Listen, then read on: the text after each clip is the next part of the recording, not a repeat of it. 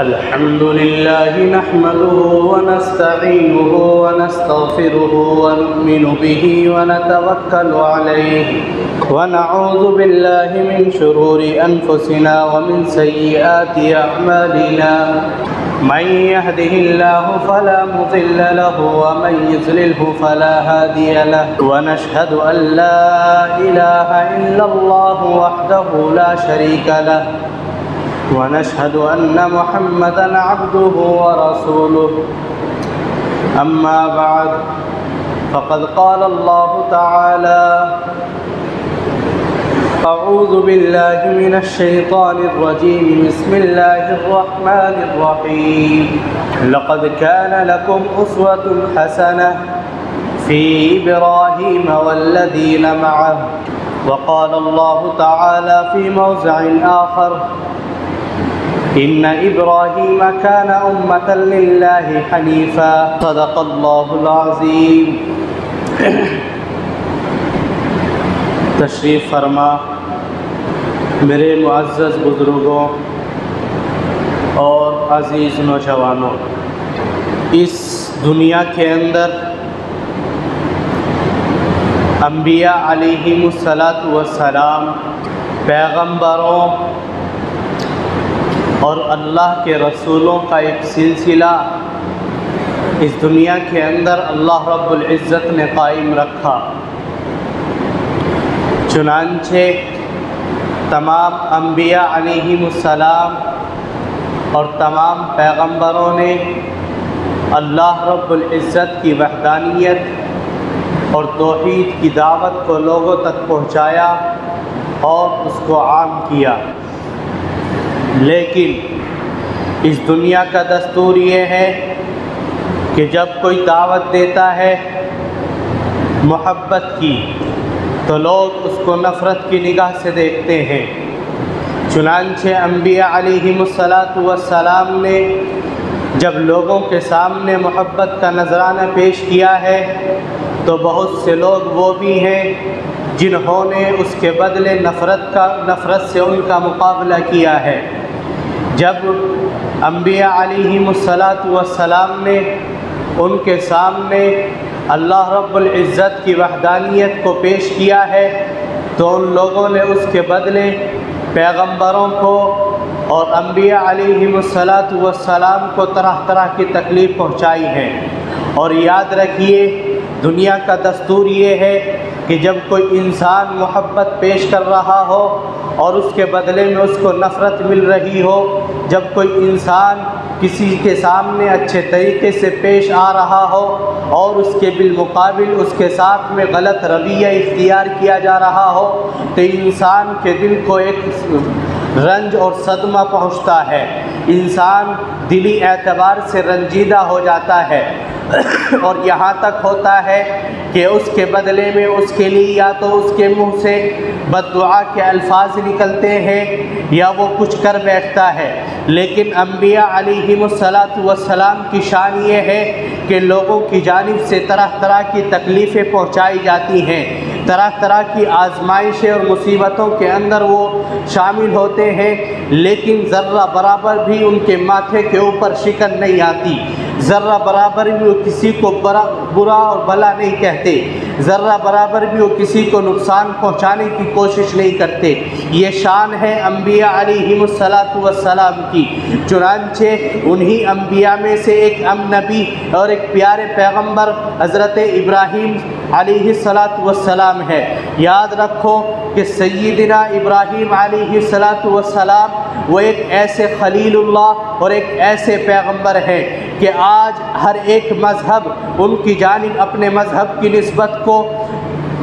ان کی جانب اپنے مذہب کو منسوب کرنا اپنے لیے قابل فخر سمجھتا ہے، کیونکہ ابراہیم علیہ السلام وہ نبی ہیں کہ جب اس دنیا کے اندر آئے ہیں انہوں نے طرح طرح کی مصیبتیں، طرح طرح کی آزمائشیں برداشت کی ہیں۔ جب اللہ رب العزت نے جا کر کے ان کو اپنا خلیل اور اپنا پیغمبر بنایا ہے، چنانچہ قرآن کریم بیان کرتا ہے ان ابراہیم کان امۃ للہ حنیفا، کہ ابراہیم علیہ السلام وہ خالص اللہ کو پکارنے والے، اللہ کی عبادت عبادت کرنے والے، اللہ کی اطاعت کرنے والے اور یکسو تھے، اور یقیناً وہ مشرکین میں سے نہیں تھے۔ ابراہیم علیہ السلام نے اس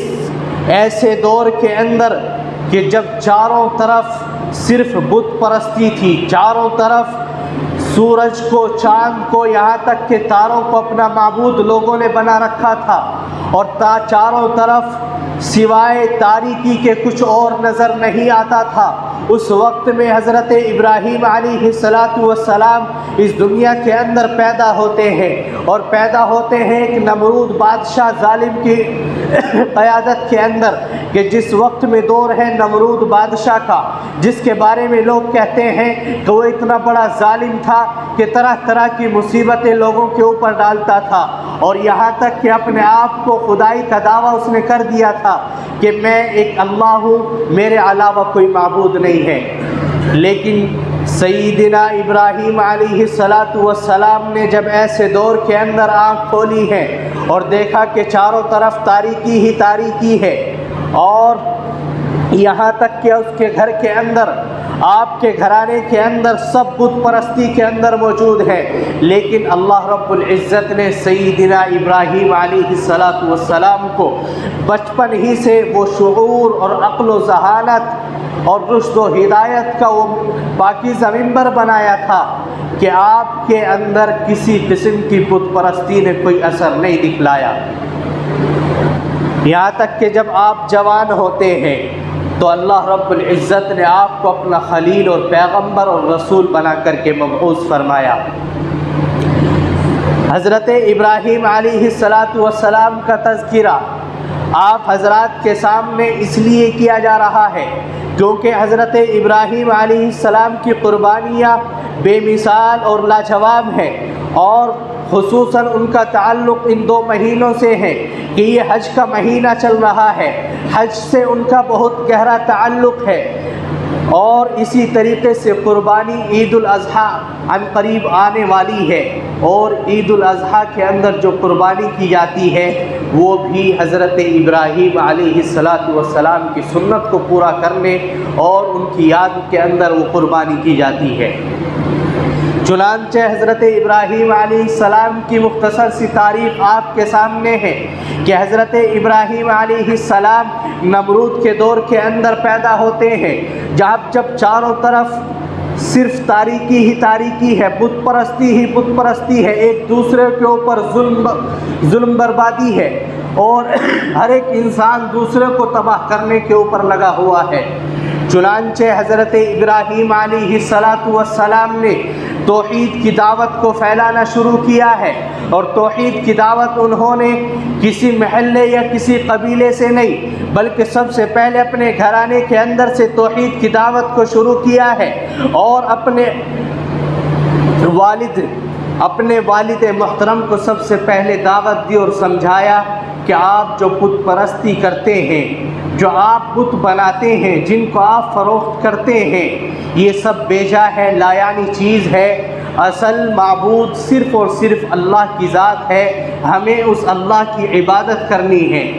لیکن اس کے بالمقابل سیدنا ابراہیم علیہ السلام کا رویہ ان سے الگ تھا۔ میں نے شروع میں بیان کیا کہ انبیاء محبت کی دعوت دیتے، لیکن لوگ ان کو نفرت کی نگاہ سے دیکھتے اور نفرت سے ان کا مقابلہ کرتے۔ چنانچہ ان کے والد محترم نے ان کو طرح طرح کی مصیبتیں پہنچانے کا ارادہ کیا، اور یہاں تک ان کو کہہ دیا کہ اگر تو اپنی بات سے باز نہیں آیا تو میں تجھ کو سخت سزا دوں گا۔ لیکن اس کے بعد حضرت ابراہیم علیہ السلام نے کہا، اے میرے پیارے ابا، میں آپ کو کوئی تکلیف نہیں پہنچانا چاہتا، میں تو آپ کو نرمی کے ساتھ میں اس خدائے واحد کی دعوت دینا چاہتا ہوں جو صرف اور صرف ایک ہے، کہ آپ اس دنیا کے اندر دیکھیں کہ اس دنیا کا نظام کیسے چل رہا ہے۔ اور اس کے بعد میں ابراہیم علیہ السلام نے اپنے والد کو طرح طرح کی دلائل دے کر کے سمجھایا لیکن ان کے سمجھ کے اندر کوئی بات نہیں آئی۔ اس کے بعد میں ابراہیم علیہ السلام گھر سے نکل کر کے قوم کو دعوت دینے کے لیے گئے ہیں کہ اے میری قوم، تم سمجھ جاؤ کہ عبادت صرف اور صرف اللہ کی کرنی ہے، معبود صرف اور صرف اللہ ہے، اگر تم اس کی عبادت کرتے ہو تو تم کامیاب ہو جاؤ گے۔ لیکن لوگوں نے ان کی دعوت کو ٹھکرا دیا اور ماجرا یہاں تک پہنچا کہ لوگوں نے ان کو تکلیفیں پہنچانے کی کوشش کی، طرح طرح کی تدبیریں ان کے درمیان کے اندر ہونے لگی کہ کسی طریقے سے ابراہیم کو ختم کر دیا جائے کہ ہم روزمرہ کی مصیبتوں سے بچ جائیں، روزمرہ جو ہم کو یہ سمجھاتا ہے اس کے سمجھانے سے ہم باز آ جائیں۔ چنانچہ ان کے یہاں ایک دستور یہ تھا کہ سال کے اندر ان کے یہاں 2 میلے لگتے تھے جن کے اندر خوب جشن منایا جاتا، اور پوری قوم نے کوشش کی کہ ابراہیم کو کسی طریقے سے جشن کے اندر لے کر کے جایا جائے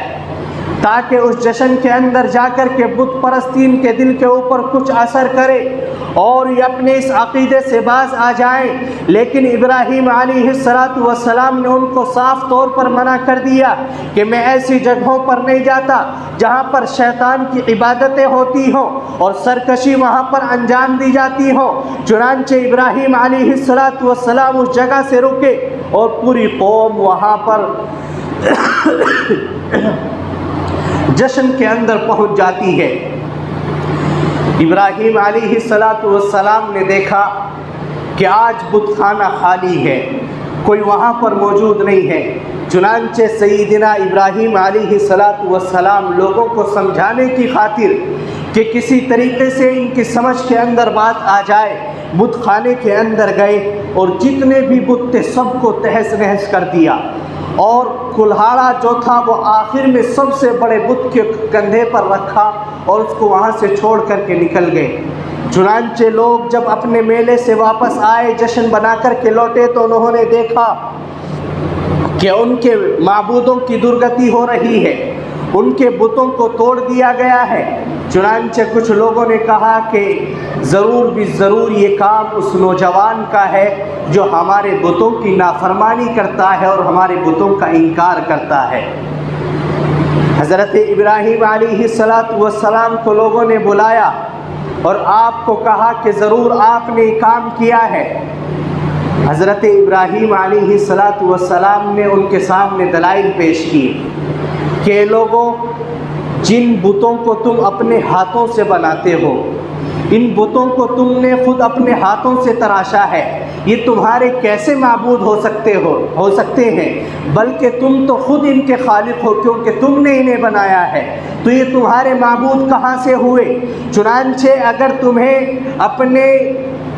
ان بتوں کے اوپر اعتماد ہے تو ان سے معلوم کرو۔ سب کے سب اپنی ندامت سے اپنی آنکھوں کو نیچے کر لیتے ہیں، سروں کو جھکاتے ہیں کہ ابراہیم تجھے معلوم ہے کہ یہ بت بولتے نہیں ہیں، یہ بت اپنے اوپر سے ایک مکھی کو نہیں اڑا سکتے۔ تو حضرت ابراہیم علیہ السلام نے کہا کہ جو معبود اپنے اوپر سے اپنی ایک مکھی کو نہیں اڑا سکتا، اپنی حفاظت نہیں کر سکتا، وہ تمہارا معبود کیسے ہو سکتا ہے؟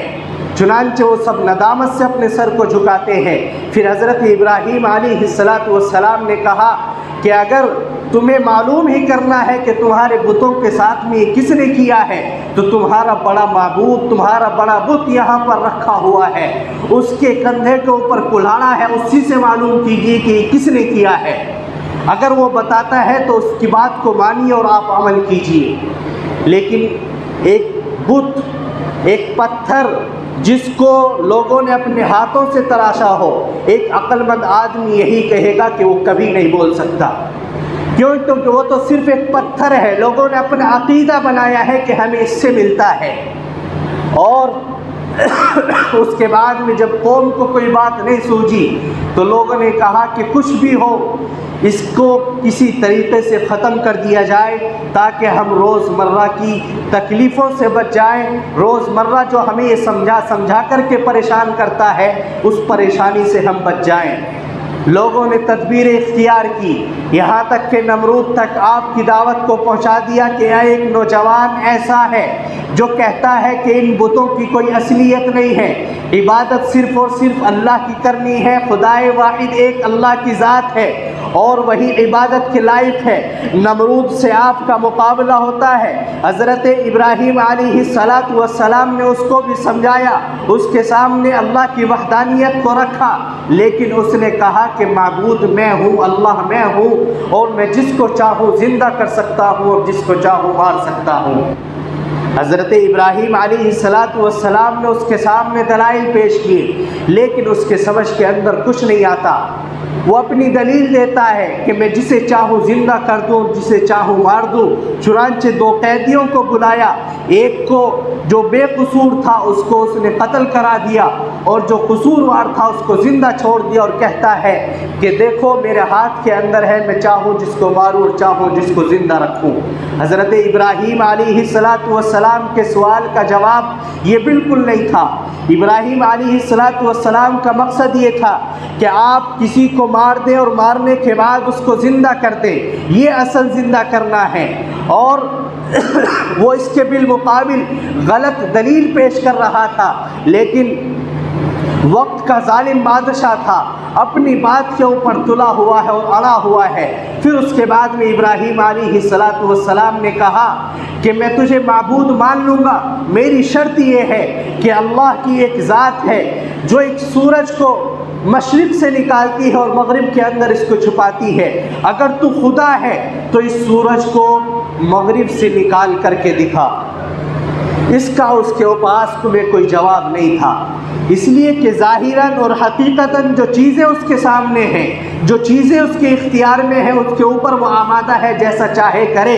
لیکن یہ دنیا کا نظام جو چل رہا ہے، اللہ رب العزت نے جس نظام کو مرتب کیا ہے، اس نظام کو چلانے والی ذات صرف اور صرف اللہ کی ہے۔ چنانچہ وہ نمرود ہکا بکا رہ جاتا ہے اور ابراہیم علیہ السلام کو تکلیف پہنچانے کی کوشش کرتا ہے، اور ایک آگ بلند کی جاتی ہے، تمام لوگ اس آگ کے شعلوں کو بھڑکاتے ہیں، اتنا اس آگ کو بھڑکایا جاتا ہے کہ اگر اس کے 3 میل کے اوپر سے بھی کوئی پرندہ گزرتا ہے تو وہ جل بھن کر کے اس آگ کے اندر گر جاتا ہے، اتنا سخت اس آگ کو بھڑکایا اور حضرت ابراہیم کو اس کے اندر ڈال دیا۔ لیکن اللہ رب العزت کی جانب سے آگ کو حکم ہوتا ہے، قُلْنَا يَا نَارُ كُونِي بَرْدًا وَسَلَامًا عَلَىٰ إِبْرَاهِيمَ، اے آگ تو ابراہیم کے اوپر ٹھنڈی اور سلامتی والی ہو جا۔ چنانچہ ابراہیم علیہ السلام اس آگ کے اندر جاتے ہیں، ظاہراً وہ آگ دکھ رہی ہے، لیکن حقیقتاً اللہ نے اس کو گل گلزار بنا دیا ہے، حقیقتاً اللہ نے اس کو ایک جنت نما بنا دیا ہے۔ ابراہیم علیہ السلام اس کے اندر بالکل محفوظ ہے۔ ان تمام باتوں کا لب لباب اور ان مختصر سی باتوں کا خلاصہ یہ ہے کہ آج بھی انسان اگر کامیابی چاہتا ہے، آج بھی انسان اگر گل گلزار بننا چاہتا ہے، ابراہیم علیہ السلام کی ملت کی جانب جب ہم اپنے آپ کو منسوب کرتے ہیں تو اس سے یہ چاہا جا رہا ہے، اس کا مقصد یہ ہے کہ آج ہم بھی اپنے آپ کو طرح طرح کی بت پرستیوں، طرح طرح کے شرکوں اور طرح طرح کے غلط رویوں سے بچا کر اپنے آپ کو صرف اور صرف ایک اللہ کی جانب اپنا رجوع کریں، اللہ کی جانب رجوع ہو اور اللہ سے اپنے تمام مشکلات کا حل کرائیں۔ چنانچہ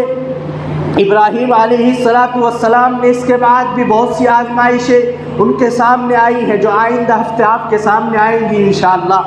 اب